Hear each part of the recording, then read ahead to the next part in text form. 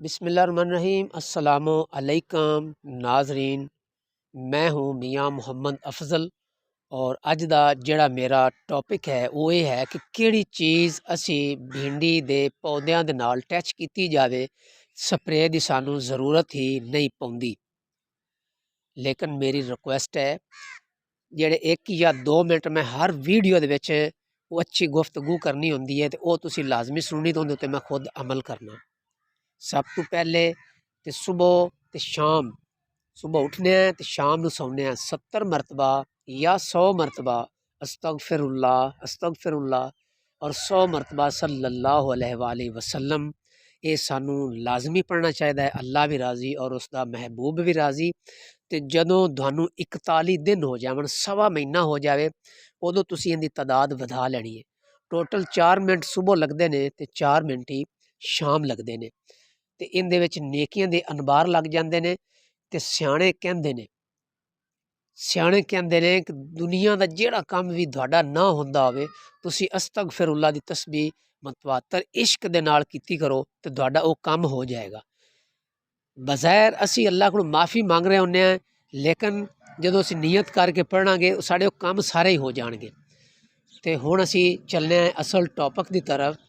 मेरा मौजू हुण ये है कि किहड़ी चीज़ जिहड़ी असी भिंडी दा बीज लावीए और उस तो बाद वो इंच 2 इंच की जमीन तो बाहर जदों निकलती है भिंडी का बीज, उदों उन्होंने कीड़ी लगनी शुरू हो जाती है। तो वो बड़ी औखी होकर पलदी। जिस तरीके नाल इंसान का बच्चा पालिया जाता है, इस तरह की जी भिंडी की वैध फसल होंदी है, ये बड़े औखे तरीके दे नाल इहनूं पालिया जाता है। तो बड़ा खर्चा होंदा है। हुंदा यह है कि सियाणे जिहड़े है ना वो आखदे ने बजाते खुद अल्हम्दुलिल्लाह रब्बिल आलमीन, असी इहदे ते खुद अमल करने हैं। अराइम फैमिली नाल मेरा ताल्लुक है। सवाह लै लो, सादा सवाह लै लो लकड़ दी, या गोबर की सवाह लै लो, या किसी अरूड़ी की सवाह लै लो सड़ी हुई। वो तुसी सुबह उठ के त्रेल दे विच, शबनम दे विच वो तुसी सारी भिंडी की फसल के उत्ते जिहड़ी 2 इंच तो लैके 4 इंच तक होंदी है, उहदे उत्ते तुसी छट्टा मारी जाओ बड़ा सघना जा करके। अल्हम्दुलिल्लाह तुहानू 2000 3000 पहली स्प्रे ते जिहड़ा तुहाडा खर्च होना 1 एकड़ दा, वो तुहाडा नहीं होएगा खर्च, बिल्कुल ही नहीं होएगा। तुसी जेड़े मर्जी बजुर्ग को पुछ लो, पुराने तो पुराने को वो तुहानू एफिशिएट करनगे, राजी होसन और खुश होसन कि भी तुहानू ये किन्ने दस्या। ते लिहाजा अगर तुहाडे घरां दे विच सवाह नहीं है, कोई परेशान होने वाली गल कोई नहीं। तुसी हुण आखसो भी सवाह किदू लैनी, असी तो 2 किल्ले जिहड़ी है वो भिंडी गड्डी है, तो सवाह कोई नहीं है। तो ये मियाँ साहब ने एक ड्रामा कर दिता वीडियो दे विच। भाईजान जिहड़ी अरूड़ी होंदी ना, अगर 4 घरां ने मज्झी ना रखियां होण तो 5वें घर ने लाजमी रखी होंदियां ने। तुसी ये भिंडी लाण तो पहले तुसी अरूड़ी नूं अग ला दिओ एक साइड तो, गरेल जिहड़े होंदे ने उन्हां नूं अग ला दिओ, उन्हां दी 2 दिनां च सवाह बन जांदी है। ਉਹ ਸਵਾਹ ਤੁਸੀਂ ਬੱਠਲਾਂ ਦੇ ਨਾਲ, ਜੇ ਜ਼ਿਆਦਾ ਗੱਡੀ ਤੇ ਆਪਦੇ ਨੌਕਰਾਂ ਨੂੰ ਇੱਕ ਇੱਕ ਬੱਠਲ ਦਿਓ, ਤਾਂਬੀਆ ਦਿਓ, ਤੇ ਉਹ ਹਰ ਖੇੜੀ ਦੇ ਉੱਤੇ ਉੱਤੇ ਉਹ ਘੇਰਦੇ ਜਾਵਣ।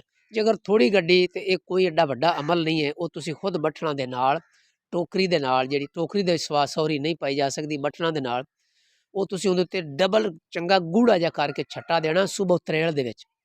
ਅਲਹਮਦੁਲਿल्लाह ਮਿਹਨਤ जेडे तो जेडी भी बीमारी है वो खत्म हो जाएगी, ਉਹਨੂੰ नहीं लगेगी। ਜਦੋਂ 6 ਇੰਚ ਤਿੱਕਰ ਹੋ ਜਾਏਗੀ ਉਦੋਂ ਫਿਰ ਬਿਮਾਰੀ ਨੇੜੇ ਨਹੀਂ ਆਉਂਦੀ। ਇਸ ਵਾਸਤੇ ਸਾਨੂੰ ਚਾਹੀਦਾ ਹੈ ਕਿ ਅਸੀਂ ਅਰੂ ਮਰੂ 2000 3000 1 ਏਕੜ ਦਾ ਹਰ 8ਵੇਂ ਦੇ ਜਿਹੜੀ ਸਪਰੇ ਤੇ ਲਾਉਣਾ ਤਾਂ ਉਹਦਾ ਇਹ ਅਸੀਂ ਅਮਲ ਕਰ ਲਈਏ। ਇਹ ਬੜਾ VIP ਔਰ ਅੱਛਾ ਅਮਲ ਹੈ ਔਰ ਅਸੀਂ ਇਹੋ ਹੀ ਅਮਲ ਕਰਨੇ ਆ। ਅਲਹਮਦ ਹਾਲੀ ਤਿੱਕਰ ਤਾਂ ਮੈਂ ਜਿਹੜਾ ਖੁਦ ਅਸੀਂ ਅਮਲ ਕਰਨੇ ਹਾਲੀ ਤਿੱਕਰ ਤਾਂ ਮੈਂ ਉਹੀ ਗੱਲਾਂ ਸ਼ੇਅਰ ਕਰ ਰਿਹਾ। ਇਹ ਸੁਣੀ ਸੁਣਾਈ ਗੱਲ ਨਹੀਂ ਹੈ। बड़े बड़े यूट्यूबर व्लॉगर जिहड़े होंदे ने वो यूट्यूब तो मुताला करते हैं और वीडियो अपलोड कर देंगे ने।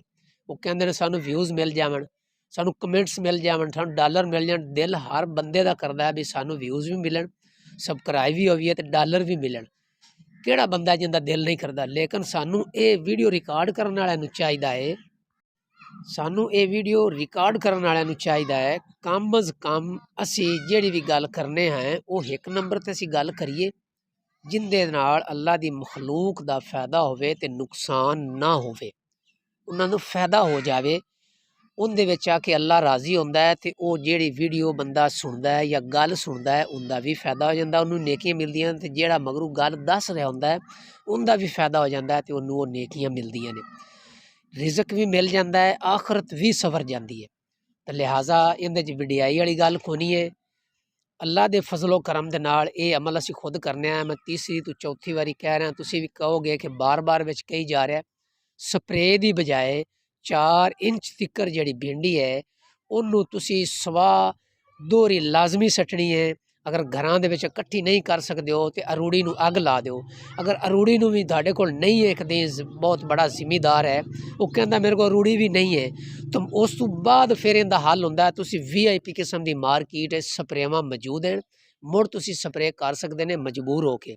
ਜਦੋਂ ਇੱਕ ਚੀਜ਼ ਅਵੇਲੇਬਲ ਹੈ ਤਾਂ ਤੁਸੀਂ ਉਹਦੇ ਤੋਂ ਕਿਉਂ ਨਹੀਂ ਫਾਇਦਾ ਉਠਾਉਂਦੇ ਨੇ। ਜਿਸ ਤਰੀਕੇ ਦੇ ਨਾਲ ਸਰਦੀ ਆਉਂਦੀ ਹੈ ਨਾ ਤੇ ਜਿਹੜੇ ਸਿਆਣੇ ਲੋਕ ਹਨ ਉਹ ਆਪੋ ਆਪਣੇ ਘਰਾਂ ਦੇ ਵਿੱਚ 20-20 30-30 ਮਣ ਜਿਹੜਾ ਬਾਲਣ ਹੈ ਨਾ ਜੋੜ ਕੇ ਰੱਖ ਲੈਂਦੇ ਨੇ ਵੀ ਸਰਦੀਆਂ ਵਿੱਚ ਬਾਹਰ ਨਿਕਲਿਆ ਨਹੀਂ ਜਾਣਾ ਤੇ ਅਸੀਂ ਅੱਗ ਬਾਲ ਕੇ ਤਾਂ ਆਪਦਾ ਸੇਕਦੇ ਰਸਾਂ ਤੇ ਜਿੰਨੀ ਤਬੀਅਤ ਮੰਨੀ ਕੰਮ ਕੀਤੀ ਰਖਸਾਂ।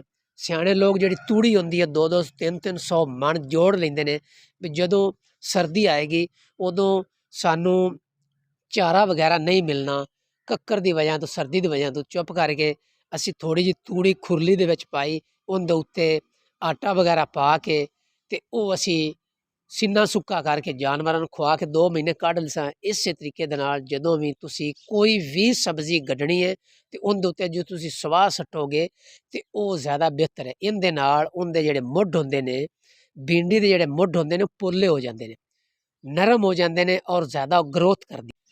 ਲਿਹਾਜ਼ਾ ਮੇਰੇ ਮੁਹੱਬਤ ਕਰਨ ਵਾਲੇ YouTube ਫੈਮਿਲੀ ਵਾਲਿਆਂ ਨੂੰ ਚਾਹੀਦਾ ਹੈ ਕਿ ਉਹ ਇਸ ਮੇਰੀ ਵੀਡੀਓ ਨੂੰ ਲਾਈਕ ਵੀ ਕਰਨ। ਮੈਂ ਸੋਹਣੀਆਂ ਤੇ ਚੰਗੀਆਂ ਤੇ ਸੱਚੀਆਂ ਗੱਲਾਂ ਕਰਨਾ ਤੇ ਤਜਰਬੇ ਵਾਲੀਆਂ ਇਹਨੂੰ ਸ਼ੇਅਰ ਵੀ ਕਰਨ ਤੇ ਲਾਈਕ ਵੀ ਕੀਤਾ ਕਰਨ ਤੇ ਕਮੈਂਟਸ ਵੀ ਮੈਨੂੰ ਕੀਤਾ ਕਰਨ।